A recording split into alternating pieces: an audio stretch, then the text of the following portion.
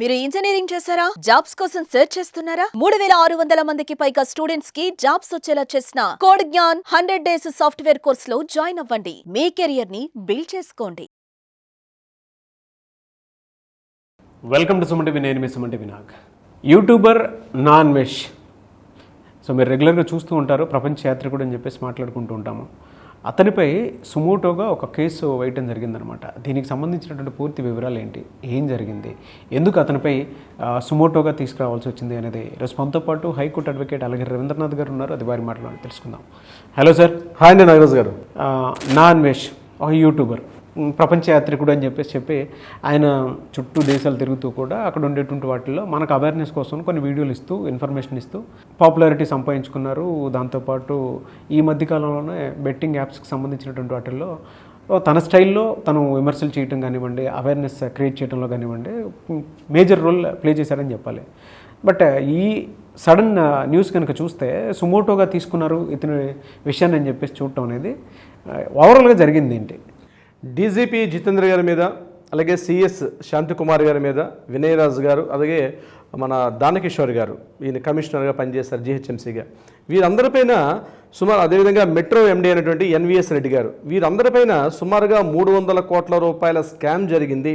రీసెంట్గా Hyderabad metro trains పైన betting యాప్స్కి సంబంధించి కొన్ని పోస్టర్స్ని వేయడం జరిగింది. ఎన్విఎస్ రెడ్డి గారు ఆధ్వర్యంలో, ఆయన దాని చైర్మన్గా కూడా ఉన్నారు. అయితే ఈ బెట్టింగ్ యాప్స్ మీద ఇష్యూ జరిగింది కొద్ది రోజులుగా. ఆ ఇష్యూ జరుగుతున్న సమయంలోనే మెట్రో ట్రైన్స్ పైన ఈ బెట్టింగ్ యాప్స్ని ప్రమోట్ చేస్తూ వచ్చినటువంటి పోస్టర్స్ మీద ఇటీవల ఈ నా అన్వేష్, ప్రపంచ యాత్రికుడు అని చెప్పినటువంటి ఈ నా అన్వేష్ అంటే ప్రపంచాన్ని మొత్తం కూడా చూస్తూ తన వీడియో ఛానల్ ద్వారా అనేక రకాలైన అవేర్నెస్, రకరకాల ప్రోగ్రామ్స్ చేస్తున్నటువంటి నా అన్వేష్ గడిచిన ఒక 6 నెలలుగా ఈ బెట్టింగ్ యాప్స్ విషయంలో మాత్రం 2 తెలుగు రాష్ట్రాల్లో కూడా కొంత కీలకంగా మారినటువంటి విషయం కూడా తెలిసింది. ఎందుకంటే నేను ఈ విషయం నుంచి కొద్దిగా పక్కకి వెళ్ళే ప్రయత్నం చేస్తున్నాను నాగరాజు గారు. గడిచిన కొద్ది రోజుల క్రితం, ఒక 3 నెలల క్రితం ఏం జరిగిందంటే, ఈ సన్నీ యాదవ్, అదేవిధంగా కొంతమంది హర్ష సాయి, ఇట్లాంటి వ్యక్తులు ఈ బెట్టింగ్ యాప్స్ని ప్రమోట్ చేస్తూ కొన్ని లక్షల రూపాయలు, కొన్ని కోట్ల రూపాయలు వీళ్ళు సంపాదించారు అనే వాళ్ళ మీద రకరకాలుగా మాట్లాడుతూ, ఇంతకుముందు డీజీపీగా పనిచేస్తున్నటువంటి ఇప్పుడు ప్రెసిడెంట్ ఆర్టీసీ ఎండీ అయినటువంటి సజ్జనార్ గారి మీద ఆయన కాస్త ములాఖాత్ అవడం, ఇద్దరు కలిసి కూడా ఈ సన్నీ యాదవ్ విషయంలోనూ, తర్వాత అదేవిధంగా హర్ష సాయి, ఇతరత్ర చాలా మంది పేరున్న వాళ్ళు, అదేవిధంగా కొంతమంది టీవీ మోడల్స్ ఛానల్, వీళ్ళ మీద కూడా ఈ బెట్టింగ్ యాప్స్ విషయం మీద గట్టిగా అవేర్నెస్ తీసుకొచ్చారు. దాని పెద్ద చర్చనీయాంశమైంది. దానికి సంబంధించి అన్వేష్ సడన్గా హీరో అయ్యాడు. ఇప్పటివరకు హీరోగా చూశారు అన్వేష్ని కొంతవరకు మన తెలుగు ఆడియన్స్. అది నిజమా కాదు పక్కన పెడదాం.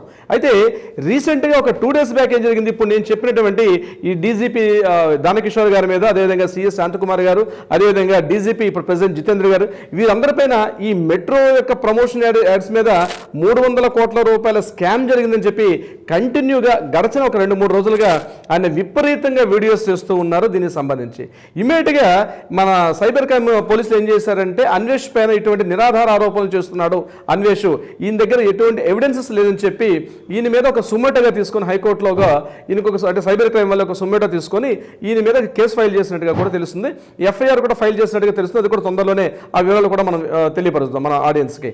అయితే మొన్నటి వరకు ఇదే అన్వేష్ వీళ్ళ దృష్టిలో, నేను చెప్పేది లా అండ్ ఆర్డర్ డిపార్ట్మెంట్ చెప్తున్నాను, మొన్నటి దాకా ఇదే డిపార్ట్మెంట్కి తను చాలా గొప్పగా, చాలా హీరోగా కనిపించినటువంటి అన్వేష్ సడన్గా ఎప్పుడైతే తన మీదకి తిరిగాడు, ఆయన బుల్లెట్ ఇప్పటిదాకా రివాల్వర్ పాయింట్ బ్లాంక్ అటువైపు పెట్టినప్పుడంతా ఈయన అన్వేష్ చాలా గొప్పగా మాట్లాడింది. ఇదే వ్యక్తి ఎప్పుడైతే ఆయన పాయింట్ బ్లాంక్ని తిప్పి తిరిగి పోలీసులుగా తిప్పంగానే ఈరోజు అన్వేష్ సడన్గా ఏమాడంటే ఒక విలన్గా చిత్రీకరిస్తున్నారు. ఈ అన్వేష్ కరెక్టా రాంగా నేను ఆయన వెనకేసుకొచ్చే ప్రయత్నం నేను చేయట్లేదు. అతని గురించి మనకు పెద్దగా తెలియదు, ఓన్లీ ప్రపంచ యాత్రికుడు ఒక అన్వేష్ అని తెలుసు. ఇక్కడ అన్వేష్ నిజంగా ఆయన దగ్గర ఆధారాలు ఉన్నాయా లేదా, ఇవన్నీ కూడా చట్ట పరిభాషలో కోర్టులు ఇవన్నీ కూడా ఇన్వెస్టిగేషన్లు, ఇంట్రాగేషన్ చేసేటప్పుడు అవన్నీ తెలుస్తాయి. కానీ నేనేమంటున్నానంటే, మొన్నటి వరకు ఇదే సన్నీ యాదవ్ మీద, హర్ష సాయి మీద అన్వేష్ మాట్లాడినప్పుడు చాలా గొప్పగా మాట్లాడుకున్నటువంటి మన ప్రభుత్వ యంత్రాంగాలు కావచ్చు, ప్రభుత్వ పెద్దలు కావచ్చు, మొన్నటిదాకా సజ్జనార్ గారు మాట్లాడి ఇద్దరు కలిసి మాట్లాడుకోవడం జరిగింది.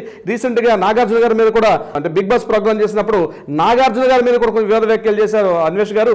ఇన్ని రకాలుగా చేసినప్పుడు ఆయన హీరోగా మాట్లాడిన కనిపించిన వ్యక్తి ఎప్పుడైతే ఆయన రివాల్వర్ తిప్పి డిపార్ట్మెంట్ మీదకి చూపించినప్పుడు ఈరోజు సడన్గా అన్వేష్ ఎట్లా చెడ్డవాడైపోతాడు? ఆటగాడికే వేటు, ఆటగాడు ఇప్పుడు వేటగాడు అయ్యాడు, అందరూ కూడా వేట్ అయ్యింది. అంటే ఇది 2 రకాలుగా మనకు తెలుస్తుందండి. ఒకటేంటంటే, అన్వేషణ నిజమా, కరెక్టా, రాంగా, ఆధారాలు ఉన్నాయా, ఎవిడెన్సెస్ ఉన్నాయా లేవని పక్కన పెట్టండి. ఆయన మాట్లాడినప్పుడు ఇదే ప్రభుత్వ యంత్రాంగం స్పందించారు. ఇదే పెద్దలు, ఇదే ఈ రోజున లా అండ్ ఆర్డర్లో పోలీస్ డిపార్ట్మెంట్లో పెద్దలందరూ కూడా ఆయనకి సపోర్ట్ చేసినప్పుడు మాట్లాడి ఇప్పుడు ఎందుకు ఇట్లా మాట్లాడడం జరిగింది అంటే ఇది కామన్ మనకు వచ్చే డౌట్ అనమాట. మొన్నటిదాకా సజ్జనార్ గారు కూర్చొని ఆయన ఎక్కడుంటాడో, ఎవరితో ఉంటాడో, ఏ రోజు ఏ క్షణం ఏ దేశం ఉంటాడో, ఎవరితో లంచ్ చేస్తాడో ఆటగాడిగా చెప్పుకోబడేటి ఈ అన్వేష్ సజ్జనార్ గారితో కలిసి ఇద్దరు కలిసి ఒక వీడియోలో కూడా కలిసి వీడియో కాల్ మాట్లాడుకుంటూ కూడా మనం వీడియోస్ చూస్తాం. మరి అదే సజ్జనార్ గారు మరి ఈరోజు మాట్లాడాల్సిన అవసరం ఉందా లేదా? Right are wrong that is different.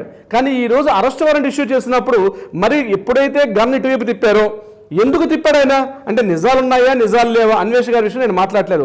మరి ఇది సజ్జనార్ గారు ఎందుకు మాట్లాడలేకపోతున్నారు? ఈరోజు 2 రోజులుగా మనకి తెలుగు రాష్ట్రాల్లో ఇది ఒక డిస్కషన్ అయినప్పుడు ఇది కరెక్టా రాంగా కనిపిస్తుంది. కరెక్ట్. ఎన్వీఎస్ రెడ్డి గారు ఆధ్వర్యంలో ఉన్నటువంటి మెట్రో మీద 300 కోట్ల 30 కోట్ల పక్కన పెడదాం, బట్ మెట్రో ట్రైన్స్ మీద ఆ ఉన్నటువంటి బెట్టింగ్ యాప్స్ని ప్రమోట్ చేస్తున్నట్టు కనిపించింది. అది తీన్ పత్తి అని, అదేవిధంగా డ్రీమ్ 11 అని చెప్పి అది ఇక్కడ మరలా కోర్టు 2 రకాలుగా చెప్తుంది. Game of skill, game of chance 2 రకాలుగా ఉంది. అంటే బెట్టింగ్ ప్రతిదీ బెట్టింగ్ కాదు, గేమ్ ఆఫ్ స్కిల్. క్రికెట్ కూడా గేమ్ ఆఫ్ స్కిల్. అంటే ఇది కూడా బెట్టింగ్ చేస్తారు, అది గేమ్ ఆఫ్ స్కిల్. అది అంటే తనకున్న ఇండివిజువల్ నైపుణ్యంతో చేసినట్టు గేమ్, దాని మీద బెట్టింగ్ ఆడతారు. అదే గేమ్ ఆఫ్ ఛాన్స్. ఇప్పుడు మనం తీన్ పత్తి ఆడతారు, తీన్ పత్తి ఆడేటప్పుడు అది గేమ్ ఆఫ్ ఛాన్స్, ఇది నాట్ స్కిల్. సో స్కిల్ని ప్రభుత్వం ఏం చేసింది, అది అధికారికంగా చేసుకోవచ్చు అని చెప్పి ఇదే ప్రభుత్వాలు కొన్ని రాష్ట్రాల్లో కన్ఫర్మేషన్స్ ఉన్నాయి, కొన్ని రాష్ట్రాల్లో లేదనమాట. సో ఇది స్టేట్ గవర్నమెంట్ సంబంధించింది, సెంట్రల్ గవర్నమెంట్ యాక్ట్ కాదు. ఏ స్టేట్కి ఆ స్టేట్కి ప్రత్యేకమైన యాక్ట్స్ ఉన్నాయి. అటువంటి సందర్భాల్లో తెలుగు రాష్ట్రాల విషయానికి వస్తే బెట్టింగ్ యాప్స్లో game of chance, game of skill 2 కూడా బ్యాన్ చేయడం జరిగింది. ఫర్ ఎగ్జాంపుల్ క్రికెట్ ఆడడం అనేది గేమ్ ఆఫ్ స్కిల్, కానీ ఆ గేమ్ ఆఫ్ స్కిల్ ఆడుతున్న వ్యక్తి తప్పు కాదు, కానీ అక్కడ ఆడుతున్న బాల్ టు బాల్ బెట్టింగ్ చేయడం మాత్రం గేమ్ ఆఫ్ ఛాన్స్ కిందకు వస్తుంది. కాబట్టి ఇది మాత్రం నేరంగా పరిగణించారు మన తెలుగు రాష్ట్రాల్లో, అంటే ఉభయ రాష్ట్రాలు ఆంధ్రప్రదేశ్ కావచ్చు, తెలంగాణ కావచ్చు. సో క్రికెట్ బెట్టింగ్ కానీ లేకపోతే ఇతరత్ర కోడి పందాలు ఇవన్నీ కూడా గేమ్ ఆఫ్ ఛాన్స్ కింద అన్నీ కూడా ఉన్నాయి. ఇక్కడ విషయం ఏంటంటే ఏదైతే ఎన్వీఎస్ రెడ్డి గారు ఆధ్వర్యంలో వేసినటువంటి ప్రమోట్ చేసినటువంటి ఏదైతే మెట్రో ట్రైన్స్ మీద ఉన్నటువంటి యాడ్ గేమ్ ఆఫ్ ఛాన్సా, గేమ్ ఆఫ్ స్కిల్లా, ఇది కన్ఫర్మేషన్ చేయాలి. దీన్ని అన్వేష్ గారు మాట్లాడడం జరిగింది ఏంటంటే మెట్రో ట్రైన్స్ మీద ఏదైతే పోస్టర్స్ ప్రమోట్ చేశారో దాని వెనక భారీ స్కామ్ ఉంది, భారీ కుంభకోణం జరిగింది, దీని మీద చాలా మంది పెద్దలు ఉన్నారు అని చెప్తూ ఇప్పుడు నేను చెప్పిన పేర్లన్నీ కూడా అన్వేష్ గారు తన యూట్యూబ్ ఛానల్ ద్వారా మాట్లాడడం జరిగింది.